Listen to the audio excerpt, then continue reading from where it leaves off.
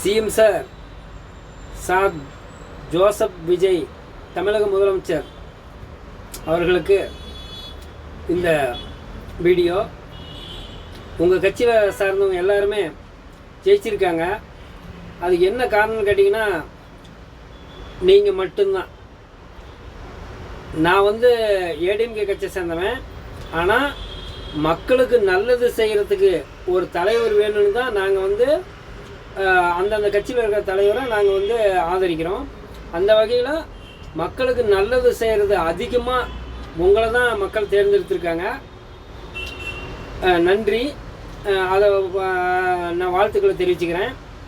அதே சமயம் எங்கள் ஊர் நாமக்கல் மாவட்டத்தில் ராசிபுரம் நகராட்சியில் அந்த பஸ் ஸ்டாண்டை சுற்றி மட்டும் உங்கள் வேட்பாளரை பார்க்க சொல்லுங்கள்.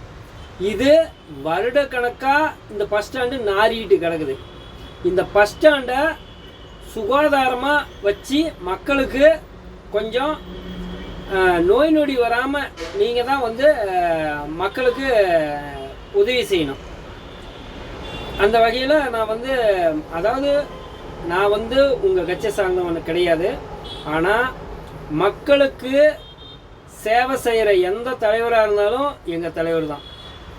அப்படி தான் நான் நினைக்கிறேன். அந்த வகையில் நீங்கள் மக்களுக்கு சேவை செய்கிறதுக்கு முன்னுரிமை உங்களுக்கு தான் இருக்குது. தயவு செஞ்சு உங்கள் வேட்பாளர் லோகேஷ் கனகராஜ்கிட்ட சொல்லி இந்த ராசிபுரம் பஸ் ஸ்டாண்டை சுற்றி இருக்கிற அந்த டிச்சி அதெல்லாம் கொஞ்சம் சுத்தம் பண்ண சொல்லுங்கள். வேற ஒன்றும் சொல்லலை. மக்கள் எந்த பிரச்சனையும் இல்லாமல் பஸ் ஸ்டாப்பு பஸ் ஏறி போய் அவங்க ஊருக்கு போகிறதுக்கு நீங்கள் கொஞ்சம் வழிவகுத்து கொடுங்க. சிஎம் சார் அவர்களே நன்றி.